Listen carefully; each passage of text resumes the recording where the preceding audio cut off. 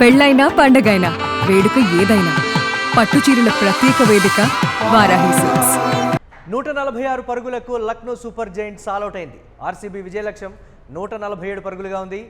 చివరి బంతికి చివరి వికెట్ కోల్పోయింది లక్నో నడ్డి విరిచారు ఆర్సీబీ బౌలర్లు. ఇక సలాందార్ 4 వికెట్లు, భువనేశ్వర్ 3 వికెట్లు తీసి కీలక పాత్ర పోషించారు. మిచెల్ మార్చ్ 40, ముకుల్ 39, బదౌని 38 పరుగులతో లక్నోను ఆదుకున్నారనే చెప్పాలి. దీనిపై మరిన్ని అప్డేట్స్ మా కరెస్పాండెంట్ వెంకట్ అందిస్తారు. వెంకట్, ఏ విధంగా ఉండబోతోంది? సెకండ్ ఇన్నింగ్స్ ఆల్రెడీ స్టార్ట్ అయిపోయినటువంటి పరిస్థితి, మ్యాచ్ ఉన్నటువంటి స్కోర్ని డిఫెండ్ చేసేటువంటి ఛాన్సెస్ ఉన్నప్పటికీ క్రికెట్లో ఎప్పుడు ఏం జరుగుతుందో కూడా చెప్పలేనటువంటి సిచ్యువేషన్. ఏంటి, ఏ విధంగా ఉండబోతుంది అంటారు బెంగళూరు బ్యాటింగ్?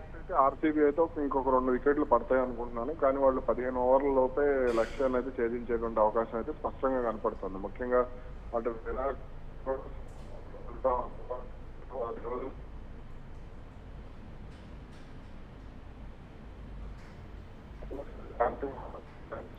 వెంకట్ సిగ్నల్ సరిగా లేదు.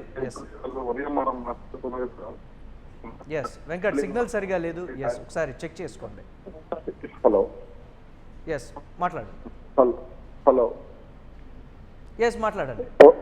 అయ్యా, ఈ రోజు మనం మాట్లాడుకున్నది కూడా Lucknow bowling versus RCB batting అనుకున్నాం. ఎందుకంటే ఇప్పటి వరకు కూడా వాళ్ళ బౌలింగ్ ఎకానమీ రేట్ 8 ఉంటే వీళ్ళది 11 ఉంది బ్యాటింగ్ కి సంబంధించి రన్ రేట్. కాబట్టి ఖచ్చితంగా ఈ రోజు Lucknow bowling versus RCB batting అని ఎక్స్పెక్ట్ చేశాం. కానీ ఆర్సీబీ బౌలింగ్ చూసి నాకు చాలా ఆశ్చర్యంగా అనిపిస్తుంది. అంటే వాళ్ళ బౌలర్స్, ముఖ్యంగా నాకు హేజిల్వుడ్ బౌలింగ్ కానీ, భువనేశ్వర్ కుమార్ కానీ, అలాగే రఫీక్ బౌలింగ్ కానీ, ఇదంతా కూడా చాలా పక్కా ప్లానింగ్ తో, అంటే ఆర్సీబీ బ్యాటర్లకు సంబంధించి, అంటే పిచ్ కండి సాధారణంగా చిన్నస్వామి స్టేడియం అనగానే భారీ స్కోర్ నమోదు అవుతుంది అనేటువంటి ఎక్స్పెక్టేషన్స్ ఉంటాయి. కానీ ఆ ఎక్స్పెక్టేషన్స్ ని వాళ్ళు తలకిందులు చేస్తూ ఫస్ట్ 140 స్కోర్కి ఆల్అౌట్ చేయడం అనేది నిజంగా అద్భుతం అనే చెప్పుకోవాలి. ఏది ఎలా ఉన్నా సరే సెకండ్ ఇన్నింగ్స్ మాత్రం ఇది ఆర్సీబీకి అనుకూలంగానే పిచ్ అయితే కనపడుతోంది.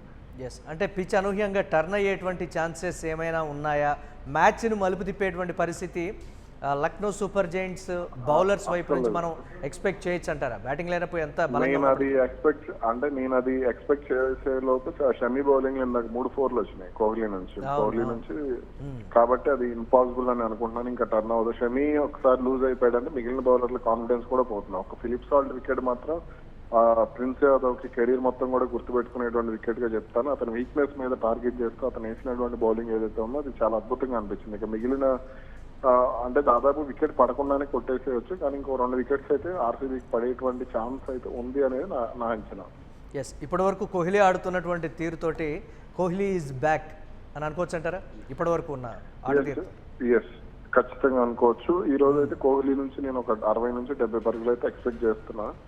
అతను కూడా కొంత స్ట్రైక్ రేట్ పరంగా కూడా చాలా జాగ్రత్తగా ఉంటున్నాడు. అంటే ఎక్కువగా అతను పాపం 6లు కొట్టలేడు కాబట్టి 4ల మీదనే అతను ఇన్నింగ్స్ మొత్తం కూడా నడిపించేటువంటి ప్రయత్నం చేస్తున్నాడు. ఇప్పటి వరకు 6 4లు అతను ఇన్నింగ్స్ లో 28, అంటే దాదాపుగా 85 నుంచి 90% వరకు కూడా బౌండరీల ద్వారానే పరుగులు వచ్చినాయి 28 పరుగుల్లో. ఆర్సీబీ బ్యాట్స్మెన్స్ స్పిన్ బౌలింగ్ లో ఒకంత ఇబ్బంది పడతారనేటువంటి విమర్శలు కూడా ఉన్నాయి కదా వెంకట్, దాన్ని ఎలా చూడాలంటారు? ఖచ్చితంగా ఉండదు. అది లెగ్ స్పిన్ కి అయితే మీరు అన్నది కరెక్టే. విరాట్ కోహ్లీకి కానీ, లేదంటే దేవదత్ పడిక్కల్కి కానీ, టిమ్ డేవిడ్ కానీ, వీళ్ళందరికీ కూడా, రజత్ పాటీదార్కి అయితే 2 ఆడగలుగుతాడు. కానీ వీళ్ళైతే లెగ్ స్పిన్ కి ముందు బాల్ తో పడిపోతారు. కానీ ఈ రోజు అయితే లెగ్ స్పిన్నర్ అటు సమర్థవంతమైన లెగ్ స్పిన్నర్ లేకపోవడం ఆర్సీబీకి చాలా వరకు కూడా కలిసి వచ్చేటువంటి ఛాన్స్ ఉందని చెప్తాను. ఏది ఎలా ఉన్నా సరే 15 ఓవర్ల లోపు మ్యాచ్ అయిపోయేటువంటి ఛాన్స్ అయితే ఉంది. లక్నో తరపు నుంచి ఎక్స్పెక్ట్ చేసినటువంటి రీతిలో బ్యాటింగ్ లేదు అనేటిది. మిచెల్ మార్చ్ యావరేజ్గా ఆడారు. బదౌని కావచ్చు, లేకపోతే ఇతర బ్యాట్స్మెన్స్ ఎవరు కూడా పెద్దగా రాణించినటువంటి పరిస్థితి. అంటే ఆర్సీబీ బలంగా బౌలింగ్ వేసింది అనేటువంటి మాట, లేకపోతే బలహీనమైనటువంటి బ్యాటింగ్ ప్రదర్శన ఈరోజు లక్నో చేసింది అనుకోవచ్చు అంటారు? ఆర్సీబీ బౌలింగ్ బాగుంది అనుకుంటాను నేను. ఎందుకంటే మీరు భువనేశ్వర్ కుమార్ బౌలింగ్ చూసినా, హేజిల్వుడ్ బౌలింగ్ చూసినా, ఇదంతా కూడా చాలా పర్ఫెక్ట్ గా అనిపించింది. అంటే వాళ్ళు పిచ్ కండిషన్స్ ని వాడుకున్నటువంటి విధానం కానీ, అక్కడ కొంత సీమ్ కి అనుకూలంగా అనిపించింది, స్వింగ్ కి అనుకూలంగా అనిపించింది. కొంత అంటే తడిగా ఉండటం ఇదంతా కూడా అంటే పిచ్ కొంత అంటే ఫాస్ట్ బౌలర్లకు అనుకూలంగా ఉంది. అంటే కొంత గ్రాస్ ఉండటం కానీ ఇదంతా కూడా కొంత వీళ్ళకి అడ్వాంటేజ్ అయిందని చెప్తాను. అందుకనే ఆర్సీబీ బౌలర్లు కొంత లక్నోని కట్టడి చేశారు. కానీ సెకండ్ ఇన్నింగ్స్ వచ్చేసరికి పిచ్ కంప్లీట్ గా బ్యాటింగ్ అనుకూలంగా ఉంది. ఎస్, యువ ఆటగాళ్ళు రాణిస్తున్నటువంటి తీరుని మనం ఐపీఎల్లో చూస్తూ ఉన్నాం. ఎలాంటి ఎక్స్పెక్టేషన్స్ లేనటువంటి ఆటగాళ్ళు కూడా మ్యాచ్ని టర్న్ చేసినటువంటి పరిస్థితి ఉంది. ఎస్, ఈ మ్యాచ్లో మనం అలా ఎవరినైనా చూడబోతున్నామా బ్యాటింగ్ సైడ్? అయిపోయింది. ఆ దేవదత్ పడిక్కలే ఇంకా అలా టర్న్ చేసేటువంటి క్యాపబిలిటీ ఉన్నటువంటి ప్లేయర్స్ అయితే ఇప్పటి వరకు అంటే ఇక లక్నో బౌలింగ్ లో అయితే లేరు. ప్రిన్స్ యాదవ్ అనుకుంటున్నాను, కానీ ప్రిన్స్ యాదవ్ కూడా ఇక వికెట్స్ అయితే పడకపోవచ్చు. కాబట్టి ఇంకా మిగిలిన బౌలర్లు కూడా అంత గొప్ప బౌలర్లు అయితే దాంట్లో లేరు కాబట్టి పెద్దగా ఇబ్బంది లేదు. ఈ రోజు నేను మయాంక్ యాదవ్ ఆడతాడు అనుకున్నాను, కానీ మరి ఎందుకో అతను దూరం పెట్టినటువంటి పరిస్థితి ఉంది. ప్రిన్స్ యాదవ్ ప్లేస్ లో అతను అసలు ఆవేష్ ఖాన్ ప్లేస్ లో మయాంక్ యాదవ్ తీసుకున్న ఈ రోజు ఆ పిచ్ కండిషన్ బట్టి వాళ్ళకి చాలా అడ్వాంటేజ్ అయ్యి ఉండేదేమో, కానీ వాళ్ళు తీసుకోలేదు, ఆ సాహసం చేయలేకపోయారు. ఎస్, ఆర్సీబీ కెప్టెన్ గురించి ఏం చెప్తారు మీరు?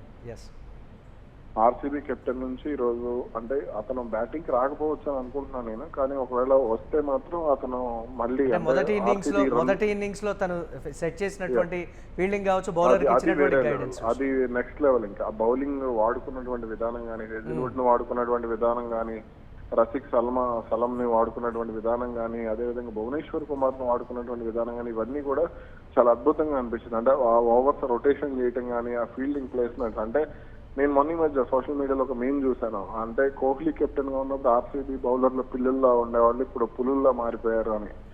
ఆర్సీబీ ప్లేయర్స్ అందరూ కూడా అంటే రజత్ పాటీదార్ కెప్టెన్సీ స్కిల్సా లేదంటే అతను నడిపిస్తున్నటువంటి విధానమా మరి ఏంటో తెలియదు, కానీ ఈ రోజు అయితే వాళ్ళు చాలా అద్భుతంగా అంటే అతనికి ఉన్నటువంటి నమ్మకాన్ని వాళ్ళు నిలబెట్టుకున్నారనే చెప్పుకోవాలి. అంటే అతను ఏదైతే రొటేషన్స్ చేశాడో ఆ రొటేషన్స్ ను వాళ్ళు పక్కాగా వాడుకున్నారు.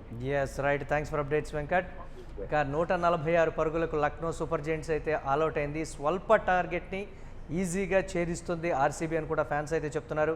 చూడాలి, క్రికెట్లో ఎప్పుడు ఏం జరుగుతుందో కూడా తెలియనటువంటి పరిస్థితి ఉంది. ప్రస్తుతం ఉన్నటువంటి స్కోర్ ప్రకారం అయితే ఆర్సీబీ 12 నుంచి 15 ఓవర్లలోనే ఈ టార్గెట్ని ఛేదించేటువంటి పరిస్థితి అయితే ఉందనేటువంటి మాట. 147 పరుగుల స్వల్ప విజయ లక్ష్యంగా కూడా భావిస్తున్నారు. ఇప్పటి వరకు ఆడినటువంటి ఆటతీరుతో కోహ్లీ పరుగుల వరద పారిస్తూ ఉన్నాడు. మంచి ఫామ్లోకి వచ్చాడు, కోహ్లీ ఈజ్ బ్యాక్ అని కూడా ఫ్యాన్స్ చెప్తున్నటువంటి పరిస్థితి ఉంది. చూడాలి ఏ విధంగా ఉండబోతోంది లక్నో అండ్ ఆర్సీబీ మ్యాచ్ అనేది.